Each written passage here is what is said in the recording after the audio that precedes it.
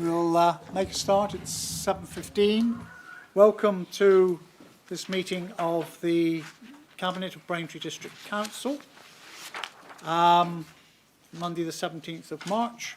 Usual housekeeping in the event of the fire. There's no fire alarm planned for tonight, but in the event of it going off, we will leave the building either by the exit to my right or the one in front, depending on where the fire is, and assemble outside. Okay, so we will move on with the agenda. Apologies, item one, apologies for absence. I've got apologies from Councillor Peter Schweer, who unfortunately had a bit of an accident and has a broken collarbone, which we wish him a speedy recovery on that. I did speak to him, but of course at the moment he's not able to drive, but as I say, we wish him a speedy recovery. Item 2, declarations of interest. Are there any members who wish to declare the existence and nature of any disclosable pecuniary interest, other pecuniary interest, or non-pecuniary interest relating to items on the agenda, having regard to the Code of Conduct for members and having taken appropriate advice where necessary before the meeting? Are there any declarations of interest? No. Right, thank you. Minutes of the previous meeting. The previous meeting was held on the 3rd of February. Those minutes have been circulated. Our members of Cabinet, are you happy that they are a true record and that I sign them accordingly? Agreed. Agreed. Thank you.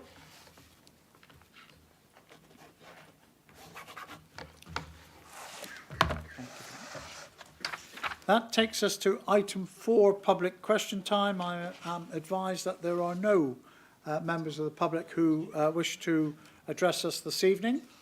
So that takes us then to item 5, vehicle procurement, 2025-26, pages 5 to 10 on your agenda, and Councillor Cunningham.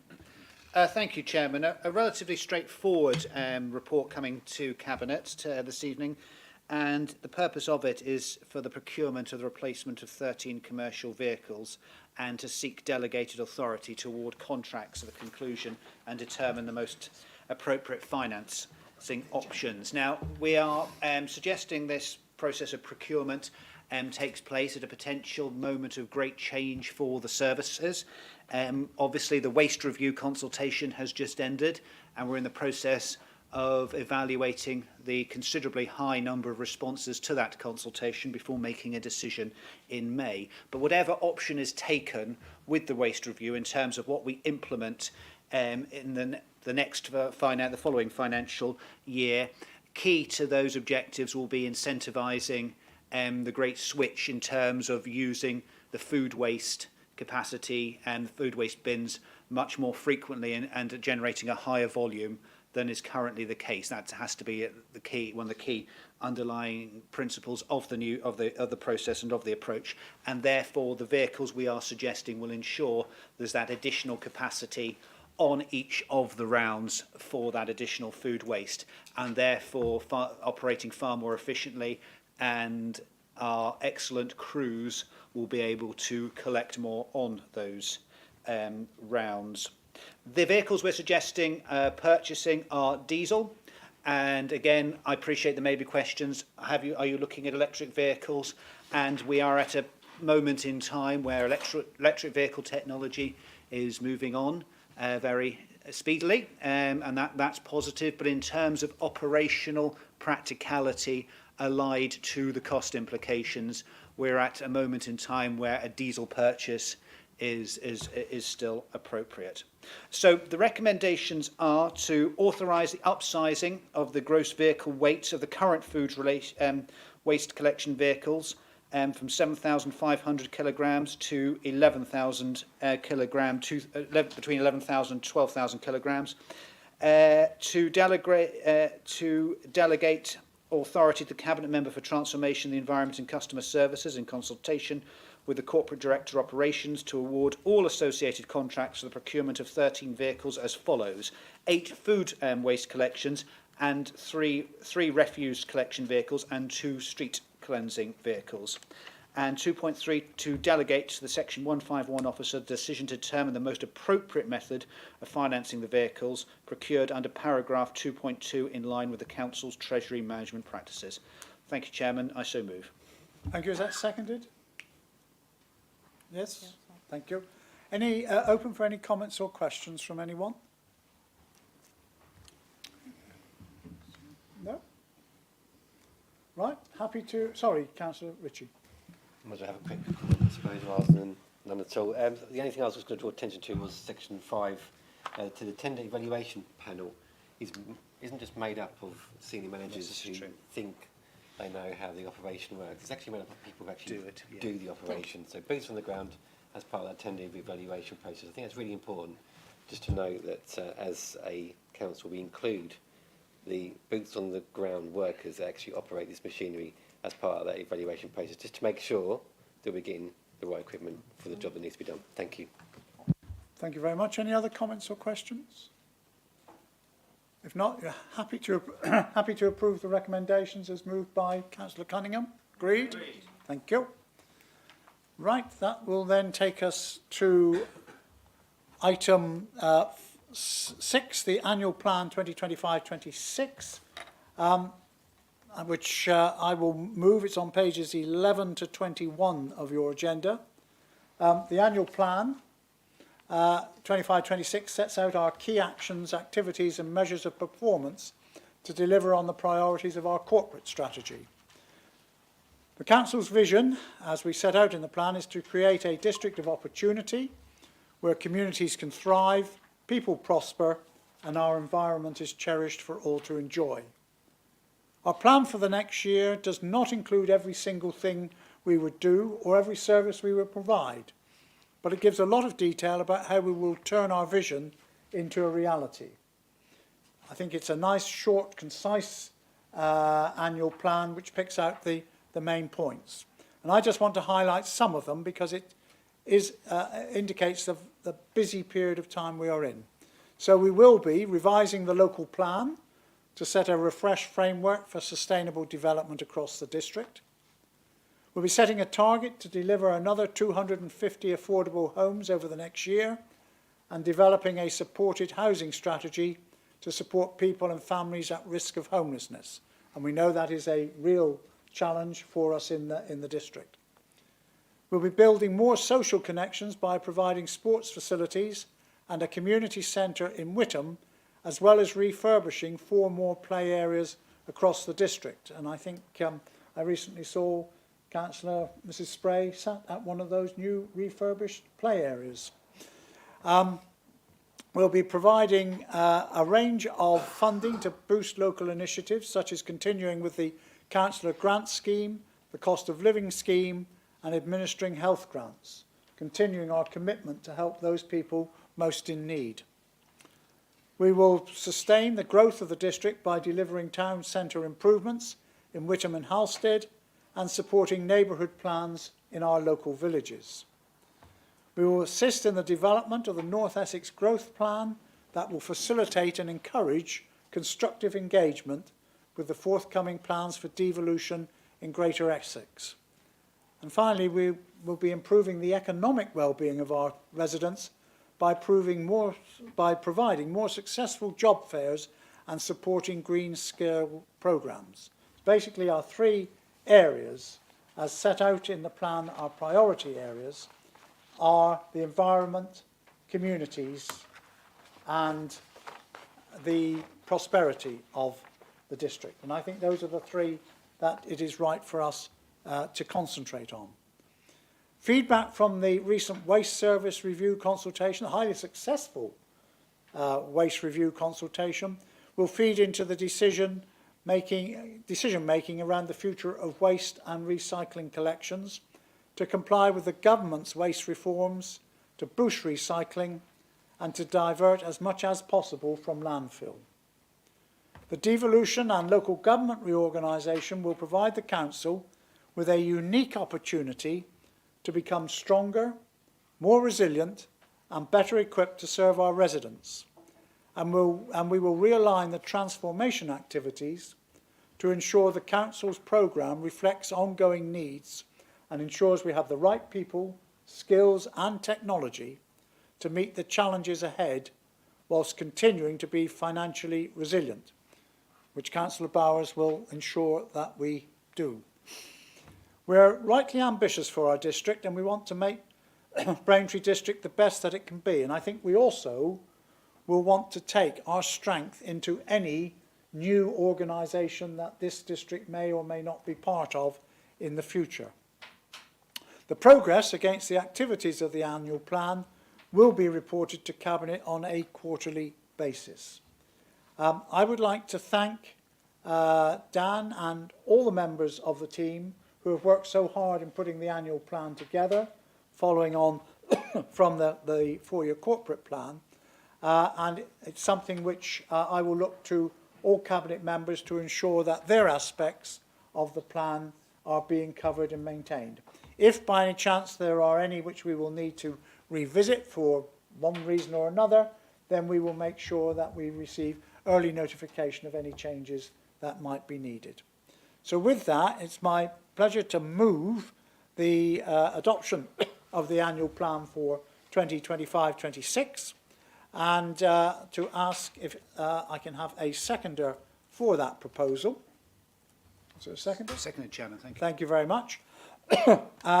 Are there any members of Cabinet who want to draw attention to any of the aspects that are specifically in their portfolio? Right, I've got Councillor Lynette Bowers-Flint, and then, right, well, I'll take a minute. Councillor Lynette Bowers-Flint. Thank you, Chairman. Just on the housing situation, you know, I did give an air of caution last year because we had a record of affordable homes that we provided and didn't think it was going to happen this year. It looks like we are going to be doing it this year. In fact, we might even go a little over as well. But I still will air that caution going forward because, as everybody knows, the building has slowed down. But at the moment, we're still on target to reach that and exceed it. Thank you. Excellent, thank you. Councillor Mary Cunningham. Thank you. Just on 5.5, it has been recognised that support to residents, communities and businesses is at an all-time high.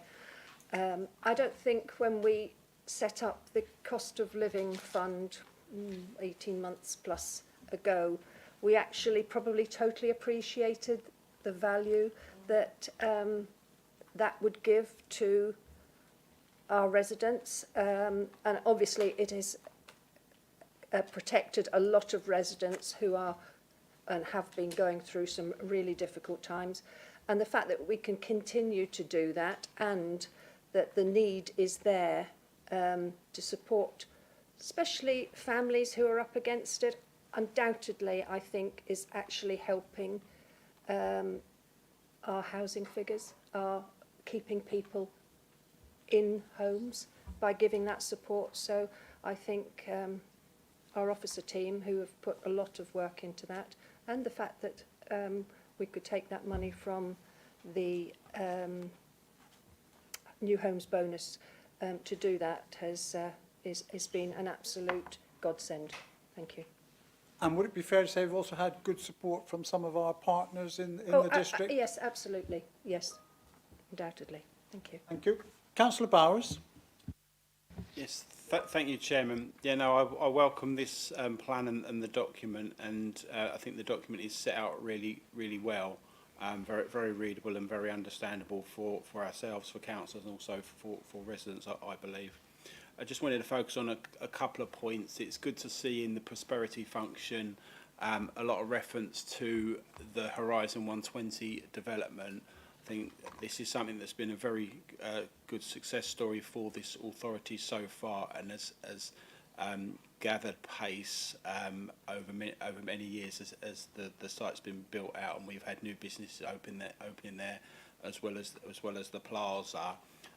But it's good to see how we've reflected that in the annual plan as we get towards the latter stages of building out phase one, and as well also encompassed in the prosperity situation in regards to the viability study for the Wetham Enterprise site, because that's something that us as a cabinet and as as an authority, we have been trying to develop for many years, and that's something that's not gone away. And me and Councillor Ritchie are very much at the forefront of pushing that forward as much as we possibly can, obviously with the support of officers. The other thing I just wanted to mention was the Fit for the Future section, because as is the prudent approach, obviously there's a lot of sort of unknowns going forward as we move forward to local government reorganisation and devolution, which is referenced on a number of the bullet points within the Fit for the Future. But I think it's also to give sort of confidence that there's a lot of stuff that we will still be doing, and there's a lot of stuff that we will need to do as part of business as usual, but also as we set ourselves up for the future, whatever that future will look like in a new organisation. But there's also a lot of key work that still needs to be done in this authority in regards to things such as service reviews and making our services fit for the future as we move forward. So I think, as was what was mentioned at full council on Thursday evening, there is a lot in the business as usual function that this authority will still push ahead with, which residents would want us to, alongside what the work we are doing or continuing to do for the Fit for the Future. Where that needs to be reviewed, it will be reviewed and course corrected if needed be as we move forward. But there's a lot of stuff that is still ongoing, which I feel is captured in this document, which we should be very proud of. Thank you, Chairman. Thank you, Councillor Bowers. Councillor Gabrielle Spray. Thank you, Chairman. Just with regards to the local plan refresh, this does form a very important activity for the annual plan going forward over the next year. I was asked at a recent meeting of full council whether, with the likely changes coming about through local government reform, whether that meant our local plan would be different in some way. Would we have to halt its progress? And the answer is no. We are sticking to our original timetable, and we are on course, hopefully, to present to the Planning Inspectorate in June of next year, 2026, our draft local plan for approval. And if all goes well, that should be in place and approved well before any major changes to the local government system come about. So this authority should have a sound local plan in place.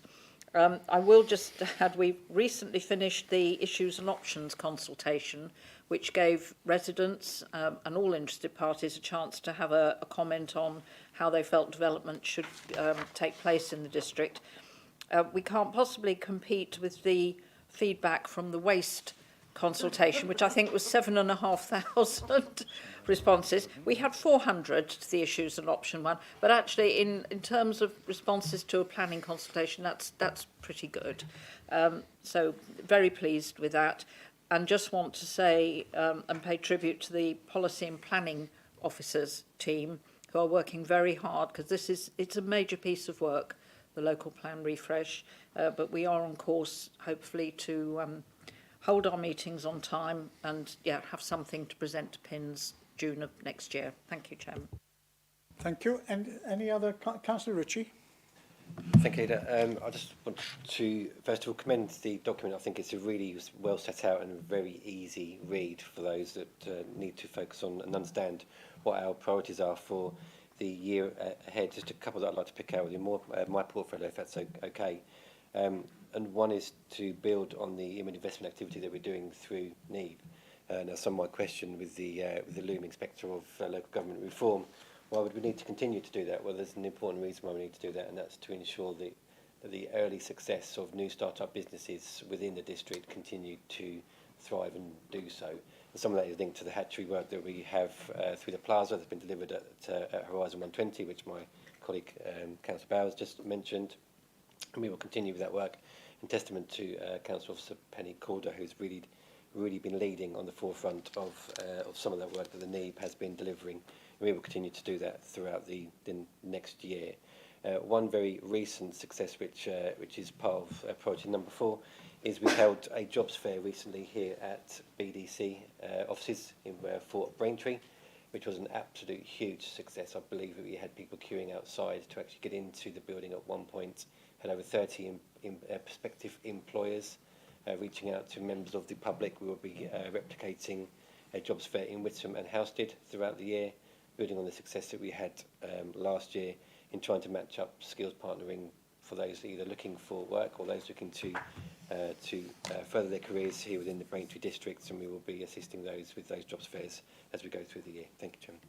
Thank you, Councillor Ritchie. Councillor Tom Cunningham. Thank you very much, Chairman. Just a couple of observations from me, if I may, regarding our approach to environment. Of course, a lot of the focus, as I mentioned earlier, is on the waste review and implementing our changes and our policy approach to the expectations of central government. But it's good to see there are some really positive projects in the local community, and that we have managed to, whilst working with others as well, keep a sensible, pragmatic, community-based approach to supporting the challenges of climate change. But I think there's a wider point here, if I may. We're in a period of time where we're speaking a lot about devolution, local government reform, elements such as disaggregation of services from county councils, the level of debt in local government. Will it be 2, 3, 4 or 5 unitary authorities in Essex? What will the roles be of a democratically elected mayor? Elections to shadow authorities, vesting dates for new authorities, legacy organisations, transformation of services into new local authorities and new service design. All these hot topics of conversation, which perhaps we weren't speaking about 12 months ago, certainly not to the same level.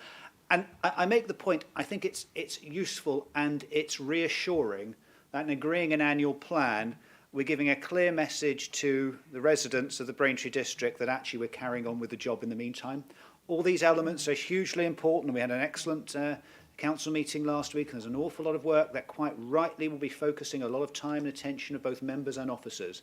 But there's also a day job here, and we're carrying on and still doing things of hopefully great value to the communities. And I think that's really reassuring. And just agreeing with your point, if I may, Chairman, about leaving a legacy and embedding some things, I think by having a quality document like that, it gives all that other additional work that I mentioned earlier great nourishment, and helps serve not only the short, medium-term work, but the future outcomes post-2028 well. So a really good annual plan, and as always, we look forward to cracking on with delivering the objectives in it. Thank you.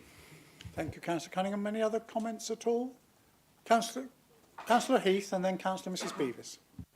Thank you, Mr Chairman. Yeah, I'd like to endorse what Councillor Ricky has just said, that this document is so well laid out and easy to follow that it will, by having specific target dates as well, allows us as an opposition to be able to hold the portfolio holders to task.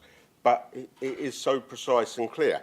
And I especially like the section on communities, because it's quite amazing that there is still so much of our community that hasn't anywhere near recovered from the pandemic. There are people that are actually learning to talk to each other again, which weren't there before. So all of our community buildings and our community assets are very important to bring them back into the world, really, to be honest.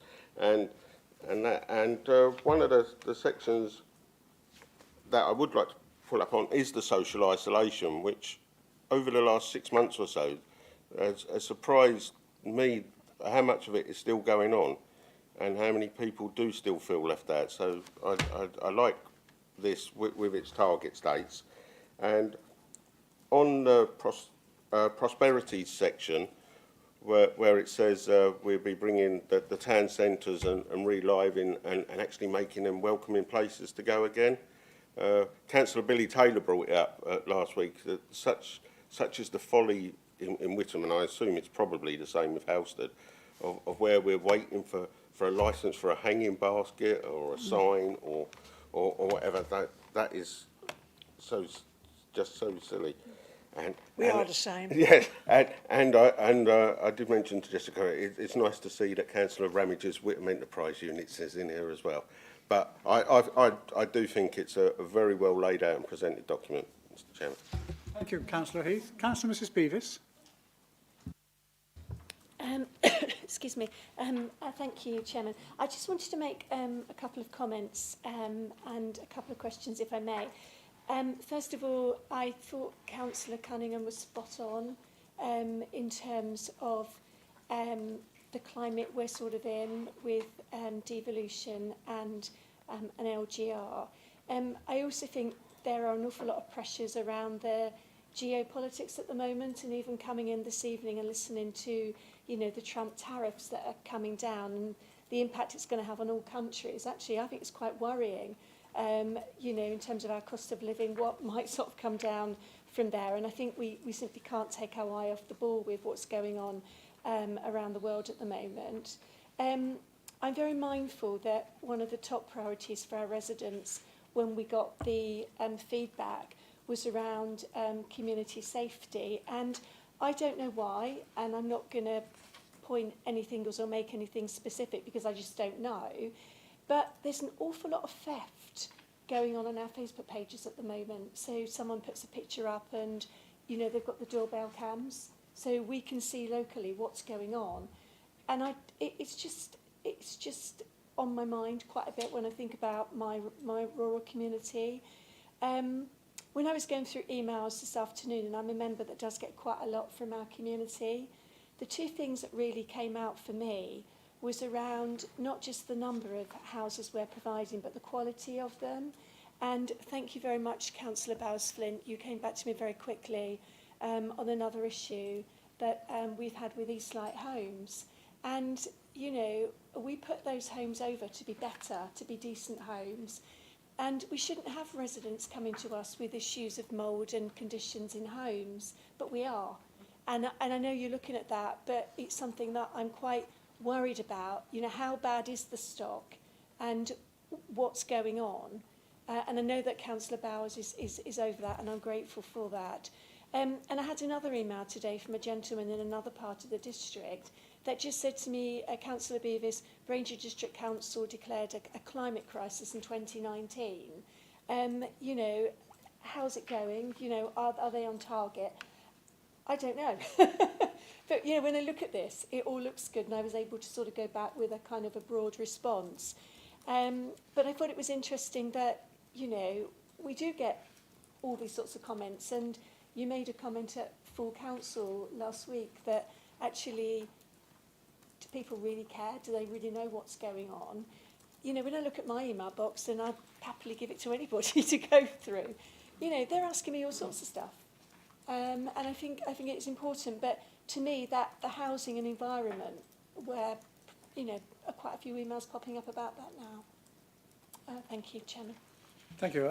Just to correct what I did say on Thursday, I think I was saying that they may not be that interested in the intricacies of local government reform. What they are interested in is delivering, are the services being delivered? And that's where I think we can say as a council, we are delivering the services to a very good standard in difficult times. I think that's without doubt where we are. Any Councillor Bowers-Flint, Mrs. Bowers-Flint. Thank you, Chairman. Just with reference to Councillor Beavis, and yes, I did act quick because I think that's the best way to act, to be honest with you. But I was in a meeting today, and I don't want any property in the Braintree district, no matter who the housing association it belongs to, where they are putting solar panels on the roof, but they're not dealing with the mould inside the building. I would hate for us to ever be in that situation, which apparently is happening, not in our district, but we are. Eastlight assure me that they have got extra staff on now dealing with the mould in properties, but nevertheless, our environmental health department have made a case of this, so it will be dealt with properly, and anything anybody else brings to me will be done so in the same fashion. Thank you. Thank you. Councillor Tom Cunningham. Councillor Tom Cunningham.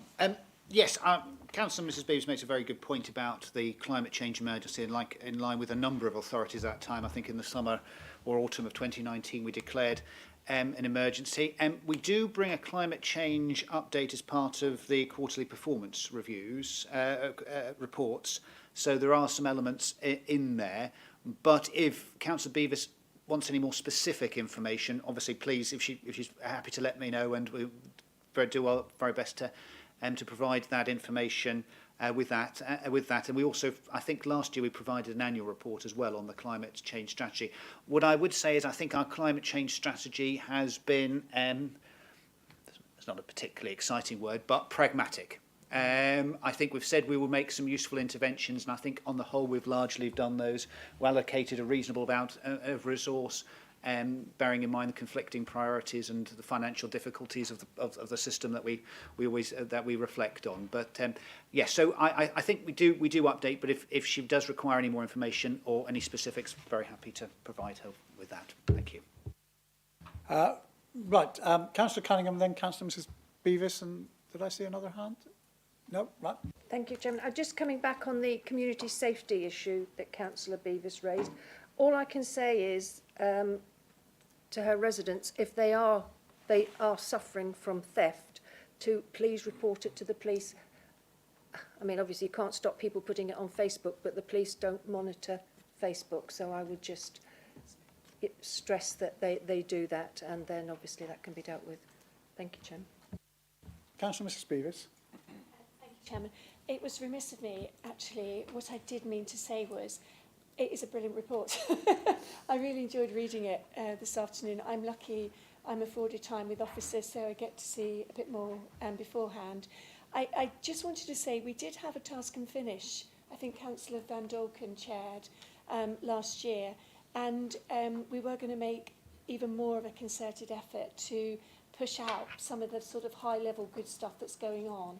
And I think there's a real opportunity to get some of these, key themes out there. Thank you. Any other comments? If not, I note the very praiseworthy comments that have been made about this report and the excellent standard it is. And as my name appears on it, I'm happy to bask in that glory. But I have to be honest, it is our People and Performance Manager, Tracy Headford, who has brought it together. And I would want some of that praise, no, the majority of that praise to go to Tracy, who has brought every part of it together in a very readable document, and something which I think we can all be proud of. So thank you, Tracy, for that, but I'll bask in your glory if I may. Right, okay, we have then a recommendation. Oh, sorry, I beg your pardon. That's fine. I was just going to say, Councillor Jeffries. it is a good document and everything. Will it be available for people to actually pick up and read, and where will it be available? Yes, is the answer to that. Yes, it will be available, yes. Yes, absolutely. I have a copy here as well, should anyone wish to do it. Yeah, what you mean is, will it be available other than on the website, is that? Yeah. Yes, because it is good. It's sometimes hard to read, and it's nice to just, as you know, take Like to to feel the bath. paper between your Yeah, fingers, do you? I've told you before, I read them in the bar. Let us not go any further down that line, Councillor Jeffries. Okay, well, I'm sure people request we can make it We available. can do a laminated copy if necessary. And it can go from bathroom to bathroom. Right. Okay. Back to seriousness. We have a recommendation to approve the annual plan for 2025-26. Is that agreed? Agreed. Thank you very much indeed. Right, we move on to item 7, the third quarter performance report for 24-25. And Councillor Bowers, this is your report, and it's on pages 68 to 84 of your agenda.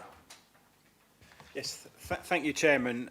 Yes, I'm very proud to present the third quarter performance management report. I'm conscious that much of what I will say now is included in the agenda, but I think it's very important that we focus on all the good work that is being done by this council for our residents, as well as looking at the more challenging stuff that we have. In the third quarter, the council has made a number of key achievements. 31 cases of homelessness were prevented. 113 affordable homes were delivered, 123 businesses received support. The success of the Fellas Fair resulted in a second event being organised and the creation of an ongoing Fellas Forum. Community safety social media campaigns reaching in excess of 48,000 people and received over 1,100 engagements. The landlord incentive scheme has seen 38 households assisted into privately rented accommodation throughout the year so far. The jobs fair saw very positive feedback, with 95% of attendees saying they would recommend the event. Refurbishment of play areas and skate parks in the district as enhanced community spaces for children and young people, and work continues at pace at Whittam Leisure Centre, with solar panels now visible on the solar canopy. At the end of the third quarter, 10 projects have been completed, 27 projects are on track, 6 projects are off track, and 11 performance indicators have missed target. The 8 projects completed in the third quarter were round 2 of the Howster Community Fund concluded, with the second wave of applications sought to make use of the remaining funding. Work to repurpose space at the plaza saw a gym installed for clients, which has been mentioned in this chamber before, and we very much welcome that. The Digital Business Expo was delivered. The District Jobs Fair was delivered. Procurement of electric light commercial vehicles was successful. Refurbishment of 2 play areas was completed. Refurbishment of 3 skate parks was completed. And the North Essex Council's Climate Partnership was established and continued to meet on a 2-monthly basis. 5 projects have an amber status. Projects with an amber status are the 3G football pitch at Whittam Football Club, where additional budget and specification checks were required, resulting in a delay to construction start date. The affordable housing supplementary planning document, where the local plan consultation has pushed back the SPD consultation.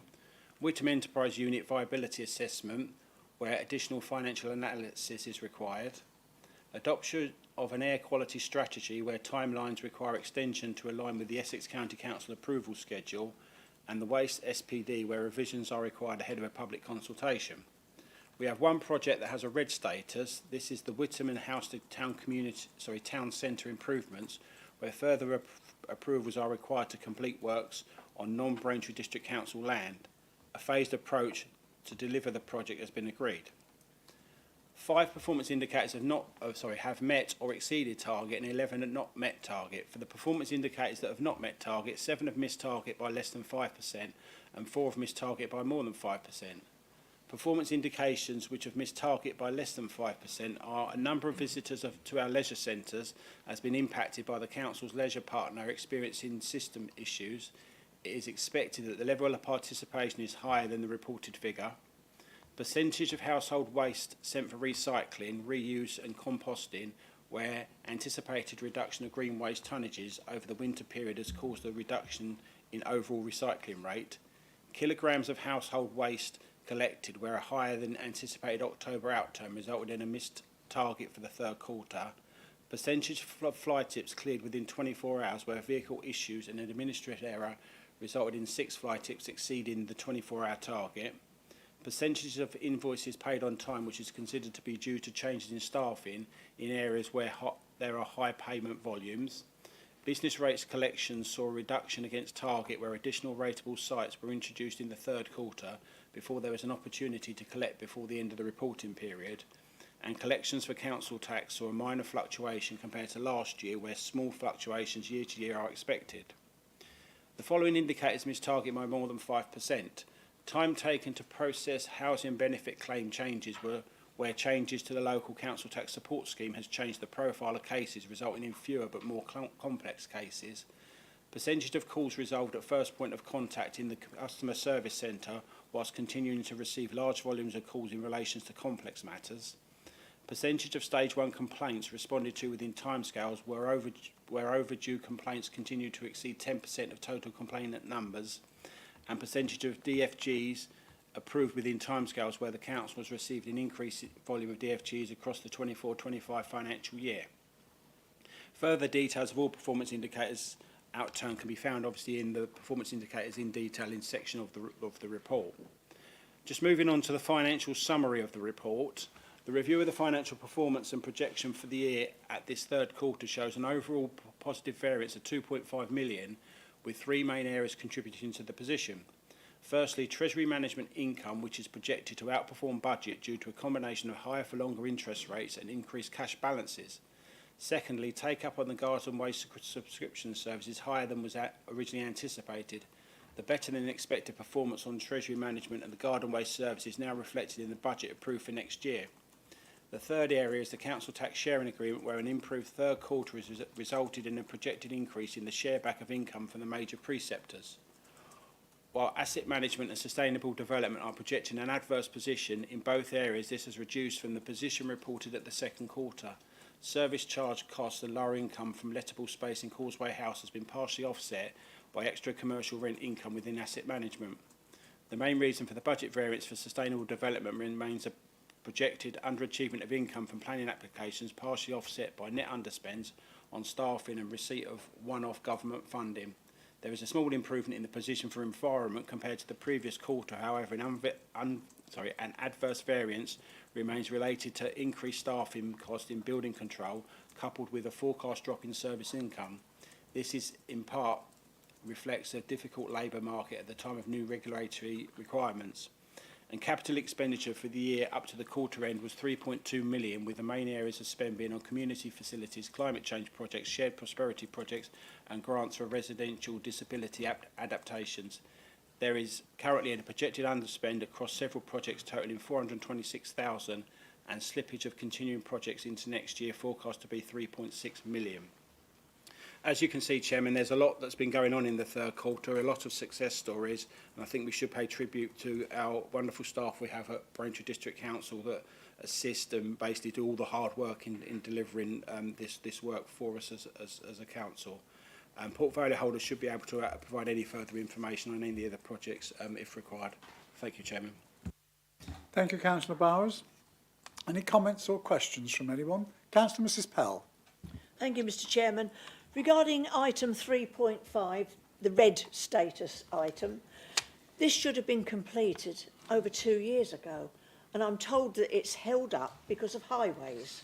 Highways just keep messing about, changing their mind, what they want and what they don't want. It's not good enough, and we, as Braintree District Council, get the blame for it. And that's not fair, because it's a Braintree District project. We really want somebody to give highways a bit of a kicking to make them get on with it so that we can have our job done. Thank you. Councillor Bowers. I'll defer to Councillor Ritchie, who... Councillor Ritchie, sorry. Councillor Ritchie. Thank you, Leader, and thank you, Councillor Pell. I was going to mention this, but I think in the context of it, I think the first thing we need to know is that we have done, as a council, some amazing work over the past couple of years. It's only right that when things aren't going to plan that we report them correctly as well. So I am proud in some ways to be able to report that this project hasn't gone to time, because if we were to report it anything other than that, then we'd be doing ourselves an injustice. This project has gone on for the past 2 years, and I, for one, have been working closely with officers, and there's been a huge amount of due diligence that we've needed to do between the two authorities of Essex County Council and Braintree District Council. What I can say is that the officers at Braintree District Council have been absolutely laser focused in trying to get this project started. What we need to bear in mind sometimes is that Essex County Council don't just deal with Braintree District Council applications, unfortunately. They've been dealing with a number of applications for some fairly hefty works across the whole of the county.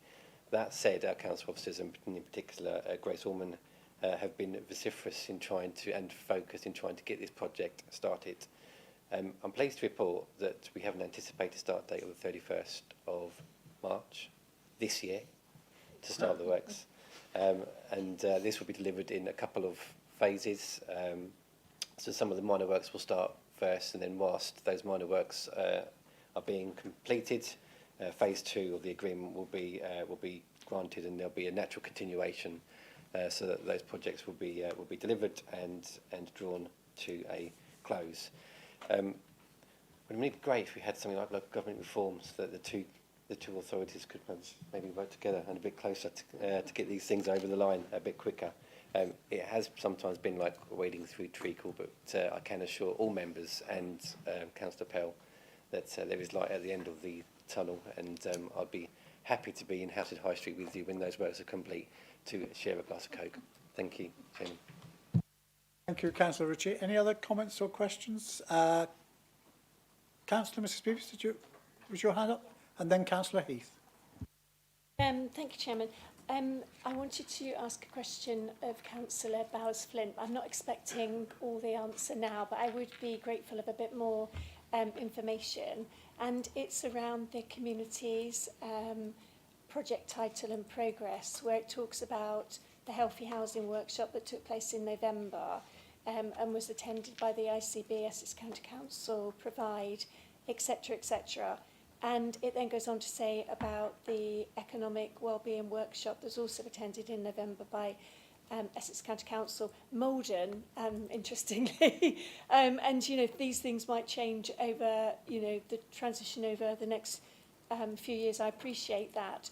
But actually, when I've had said of me over the years that Braintree District Council doesn't do health, when I read paragraphs, and there's a lot more stuff available for me to read about what we do at Braintree, it actually demonstrates to me that Braintree District Council does do health, and we have quite an important part to play. And it's you know, it's here in this report, and I would just like a bit more information. Actually, we used to get it in the Cabinet Members' report, but I don't expect the answer now, Councillor Bowes-Flint, but I am just generally interested. Thank you, Chairman. I think Councillor Bowes-Flint is quite happy to at least give you a starter for 10. Yeah, Councillor Beavers is quite right with what she says, but the route of healthy housing leads us on a lot of paths to resolving a lot of issues with people. So I will send you the information of those. Obviously it was officer led, it wasn't members' involvement, but I will send you the information of how that came about. But we, as you well know, we are well engrossed. And when I meet other councils, I think we are more than engrossed in the health subject. And only 2 weeks ago, I was luckily enough to be at the launch of the new diagnostic centre that we are going to have in Braintree. Now, there's only going to be 4 in the county, and we're going to have one of them, and that is going to be so beneficial to all the residents in this district, because they will hopefully no longer have to go to Chelmsford or to Southend for many of the services that will provide. So we are lucky, and we have been noted by the ICB that we do work well with them as well, and that has been said to me personally. So that's nice to hear that. But we are at the forefront, and we are the leaders of the district working with them. But I will get that extra information to you. Thank you, Chairman. Thank you very much. Councillor Heath. Thank you, Mr. Chairman. Yeah, after the corporate scrutiny agenda, this is my favourite council document, honestly. And there's a number of it which are really good. If you go on page 34, the Introduce a Landlord Incentive Scheme, the paragraph or the sentence in there that made me feel the best was the one that said it enabled families to spend Christmas together in a long-term home rather than a temporary accommodation, and that to everybody that was involved in making that come through should be really proud of themselves, and I really do congratulate them on that. The next bit being the Beat the Streets initiative. I mean, I've had people that are actually smaller than me come up to me and ask me about it and say what it is. And I was saying to the officers earlier that I had to do a bit of very quick reading up to find out what was going on. But we did miss a trick by not having these in the Whittam Information Centre. I've got some tonight to take back, and we are going to deal with that going forward. The community grant system, as we all know, is a lifeline to certain organisations that we get to know and help them go forward. Something that is very much to the heart of the scrutiny group is the enterprise site in Whittam. I mean, that will please Councillor Ramage to see that it's on there and it's going. And what was slightly mentioned earlier by Councillor Rickey is is the jobs fair. People have spoke to me and saying how much they like the job fairs that aren't held in the job centres because they just seem real. Right? I mean, I only ever worked for 2 companies, so I never really got involved in them. But it must be quite daunting when you're trying to go for a job and you're not comfortable to start with. So if we're making people comfortable and getting them back, that again is something that we must and should be proud of. And our clean air strategy that's in here, I think we really do need to try to get on top of that as a council and push the county as it is at present. Because there was something that came out last week in the Local Government Association news about London there being one of the cleanest air cities in Europe, and how quickly it had gone up the tables. So, yeah, the right to breathe clean air is important and one we should work towards. I think for now, until I get to my committee, that's it. Thank you, Mr. Chairman. Thank you, Councillor Heath. Councillor Jeffries. I was going to mention the job fair. So I came to the local one, the most recent one that was here, and it was so busy that I think we need more space, because actually it was actually quite difficult sometimes to get to see the stalls and also to speak to people and hear them. So I think we should perhaps look, not perhaps a different venue, but maybe find a different layout or some more space somewhere. But it was very well attended, and with a lot of people there. Maybe could have done with a few more local employers there, because there was quite a lot of national employers, but it was very good. Thanks. Thank you. Councillor Ritchie, Councillor Van Dolken and then Councillor Ritchie. Councillor Van Dolken. Yes, thank you, Chairman. I just wanted to make a couple of points. One of them following on from the jobs fair, which several people have mentioned, and which sounds as if it was very successful. The Digital Expo fair, which took place a couple of months ago, which I did attend, and I found there was a huge amount of enthusiasm and quite extraordinary companies in Braintree that we, they're under the radar perhaps, but things are going on which are very positive. I also like to give some congratulations to the Empire Theatre in Halstead, which was the recipient of one of the larger grants from the Halstead Community Fund. I went to that a couple of weeks ago, and it's a beautiful theatre. It's a gem for a town of the size of Halstead, and we should be very, very proud and pleased with that. So I think that was money very well spent. Thank you. Thank you. Councillor Ritchie, I think you wanted to come back on the job fair. Please, if that's okay, I'm really thrilled to hear some of the feedback that we've had on the jobs fairs. The last jobs fair that we held for the Braintree area was on a weekend last year, and the feedback we had was, I'd love to have come, but I was busy at the weekends. Could you hold it during the week? We've held it during the week this time round, and the feedback we've got is we need a bigger spot. Where can we do it somewhere bigger? So we consistently kind of evolving to the feedback that we're receiving. But this year's one here was particularly a huge success.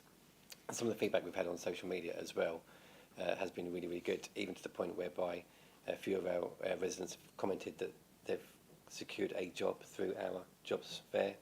And if you can just get a handful of those as part of some of that feedback, then you know what, we're doing a really good job. But certainly take on board some of the feedback that we've received. You're not the only person to say it could have done with a slightly bigger venue. I think Halstead Town we've got at the Queen's Hall again, and the one in Whittam, I forget where we held it. Public Hall, yeah. Yeah, we will certainly see where we need to improve for next time, because they really are becoming a popular feature. Thank you, Chairman. Thank you. Any other comments or questions from anyone? No. Okay. Are you happy then to note the report, the outturn of third quarter? Agreed? Thank you. That takes us to item 8, the Live Well Strategy Year 1 Outcomes Report. Councillor Bowers-Flint. And it's on pages 68 to 84 of your agenda. Thank you, Chairman. The purpose of this report is to provide Cabinet with the Live Well Strategy 2024-2028 Year 1 Outcomes Report, which is Appendix A of the Cabinet report. This provides details on achievements against the Live Well Strategy delivery January to December 2024. The refreshed Live Well Strategy 2024-2028 was launched in January 2024 after several workshops with Live Well stakeholders, as well as workshops held with members representing cross-party membership throughout 2023. The strategy identifies the key health priorities in the district and the steps we can take together through collaboration to enable residents of Braintree District to live well. The Braintree District Health and Wellbeing Panel and associated Live Well stakeholders are responsible for the delivery of the Live Well strategy, with the Live Well Strategic Action Plan capturing the actions set by the Health and Wellbeing Panel, which is then reported to the panel on a quarterly basis for input and to review progress. The Year 1 Outcomes Report details outcomes and achievements of the first year of the strategy, with some achievements of note being shown on page 2 under Executive Summary. Working with the Wilderness Foundation UK, Mid and North East Essex Mind and Health Watch Essex to support the delivery of a community garden project for adults with complex needs, increasing access to the mental health toolkit training and the launch of the Fellas Fair Men's Wellbeing event. Working with Active Essex to increase the free school meal holidays activity fund, provisions with over 11,200 spaces created and 67 clubs being delivered across each school holiday. Expanding the Active Rewards referral scheme with Fusion Lifestyle, which received 374 referrals to support inactive residents into physical activity. Working with Mid Essex Health and Wellbeing Alliance and Mid and South Essex ICB to launch the integrated neighbourhood teams. In total, £745,000 of funding from the UK Shared Prosperity Fund, Active Braintree Foundation, Health and Wellbeing Panel Grant, Councillors Community Grant and Cost of Living Fund has been distributed to support health, wellbeing, early intervention and prevention activities. Throughout the first 12 months of the strategy, there has been a focus on developing actions under the Start Well domain, shown on page 7, Appendix A. The next 12 months will shift focus to enable a prevention focus on other domains across the Live Well themes, particularly Age Well. And just before I finish on this, Chairman, I'm glad that Councillor Heath mentioned it, but I cannot let this go without mentioning my favourite topic and subject of the month, and that's Beat the Street in Braintree District.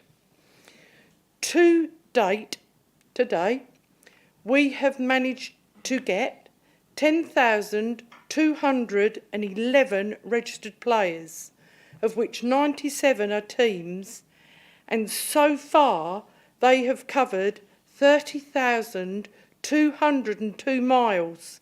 So that's no mean achievement there. And my thanks must go to all the staff, but especially Tristan Easy, who has done a tremendous amount of work to be able for Braintree District to get this Beat the Street, because there isn't that many in Essex that have got this. But my personal ambition, and it is, I'm told, unbeatable.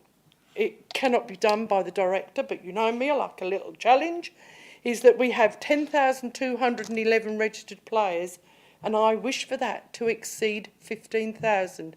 There is a reason, but I'm not saying it, but there is a reason that I wish to exceed that. So with your help, Councillor Heath, and everybody else in this room, please mention Beat the Street to every single person that you know. We've got all of the schools involved in it as well. And I've even offered up prizes to the school with the most amount of pupils taking active. But the important message of all of this is that it is improving everybody's health, from being able to walk age right up to almost not being able to walk, but you can get about and you can still beat that box. And that's what I want everybody doing. It will improve your health no end. Thank you, Chairman. I'm not on commission. Thank you very much. Any other comments at all? Councillor Mrs Bevis. Thank you, Chairman. I'm really pleased that this meeting is being webcast, because I think we're probably going to have to refer to it actually over the next couple of years as we go through local government reorganisation, because one of the things we spoke about last Thursday, and in fact it was actually embedded in our papers, was our sense of place. And I can say this because I'm not a politician, I'm sitting as an independent, but I probably watch and listen to most of you more than you actually think. And you've got a real appetite for what you're doing, and you're as proud as Punch with your achievements, whether you're talking about the jobs fair, you're talking about Beat the Street, Live Well, of which I'm a very big fan of. And all of this is about place, our patch. And I do not think for one moment, and I don't think it will be the case, that we should allow that to be watered down at all.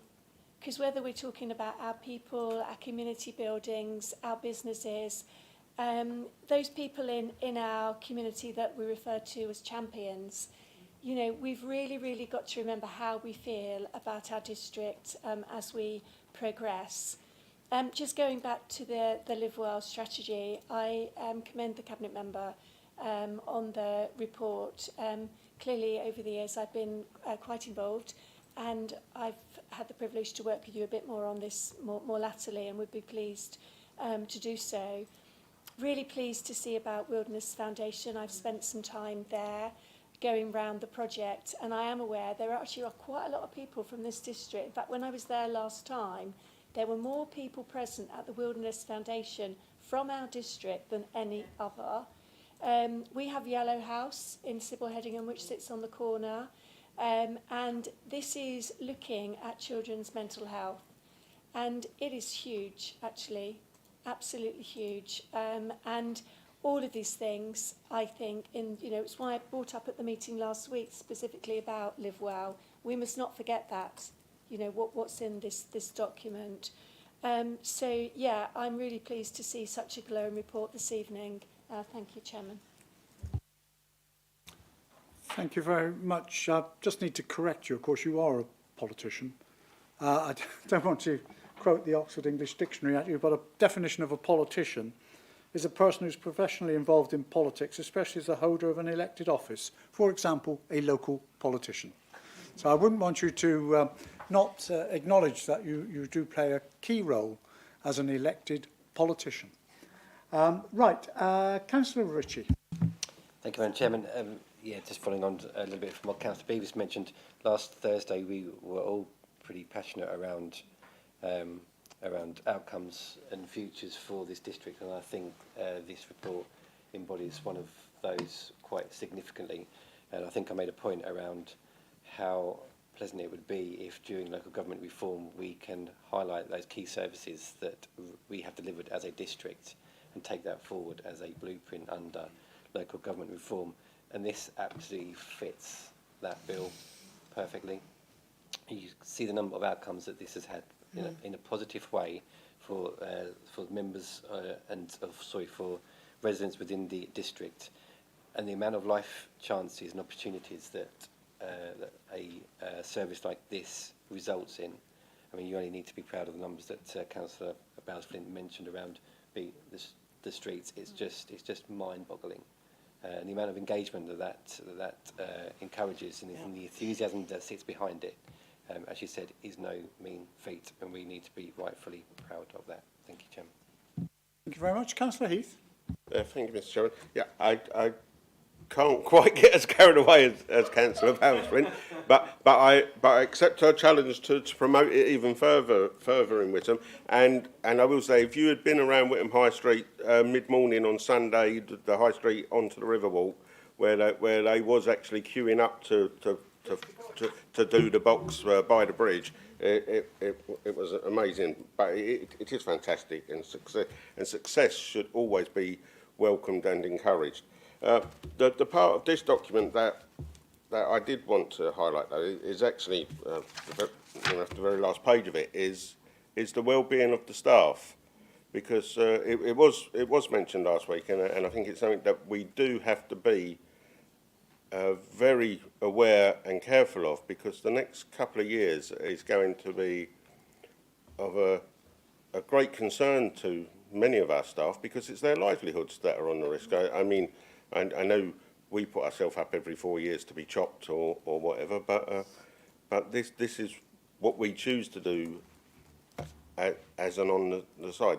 We're talking about people's livelihoods, so it's very important that we encourage the senior officers of the staff to ensure that they do all that they can to keep good staff on board. All staff. Thank you. Thank you, Councillor Heath. Any other comments or questions? If not, happy to acknowledge the report. Noted. Thank you. That takes us on to, on to item 9, private rented sector scheme, which is pages 85 to 99 of your report. And again, this is Councillor Lynette Bowers-Flint. Thank you, Chairman. The report that is presented tonight is the first draft of the evaluation of the private rented sector scheme and provides a summary of the first 11 months' work. The next evaluation will be available in April 2025. The housing sector is under pressure and faces significant challenges with rising rents, the cost of living crisis and a shortage of affordable housing. I've just lost myself. There is pressure on the private rented sector. In Braintree District, 1 out of 3 households that are presenting as homeless previously resided in the private rented sector.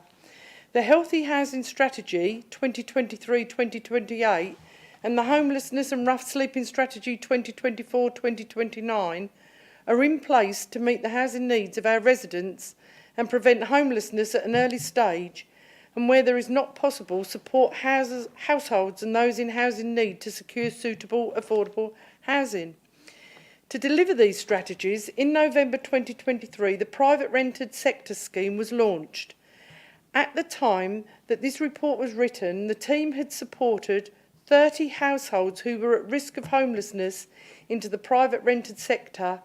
As of today, it now stands at 46 households. That's 58 adults and 34 children. If this scheme was not in place, the families with children would have been offered temporary accommodation. The impact on individuals and families not having to enter temporary accommodation is significant. 9 of the individuals placed in the private rented scheme had previously rough slept. Landlords and estate agents were not keen to accommodate these individuals. Through the scheme, they have all been successfully accommodated and have so far sustained their accommodation. As well as those households successfully housed, there are over 90 households still being worked with to try and help them with their accommodation. I am pleased to share that the scheme has been extended for a further 2 years from April 2025, and I will look forward to sharing more of the good work with you all in the future. Thank you, Chairman. Thank you very much. Are there any comments or questions anyone has? Councillor Heath. Thank you. I thank Councillor Bowles-Flint for the report. And what I like about this report is that it just hasn't gone down to pounds, shillings and pence, or pounds and pence for those that aren't as old as me. But it puts a value on people rather than just the monetary value. And the fact that it's being extended for another 2 years is something that I really do welcome. And working with individuals that are private landlords rather than companies is the way forward, and I congratulate all those that are working on this, and let's get those empty houses into homes. Thank you. Councillor Ritchie. Thank you, Chairman. Yeah, I think Councillor Heath has really hit the nail on the head here. This really does put the human element into a great scheme. I mean, what better outcome is there than having to intervene in stopping someone from going into temporary accommodation and putting them into a place that they can call a home? And I think the bit that I think we need to focus on here is that it's not just the adults that this is impacting, but this is the children that are put into a place where you can introduce some settled features of not having to think about where am I going to be next week, how long am I going to be here for. This is actually a life-changing part of a great service, and I'm absolutely thrilled that, again, it's not just about the pounds and the pence that's being saved as part of avoidance of putting people into temporary accommodation and the cost linked to that. But this is about giving people the opportunity to move into a stable home environment. Thank you, Chairman. Thank you very much. Any other comments or questions? No? Happy then to accept the update on the report? Agreed? Thank you. That brings us to the end of this evening's agenda. There is no other business. There is no business to be taken in private session, so I will declare the meeting closed at 8:27. Thank you very much indeed.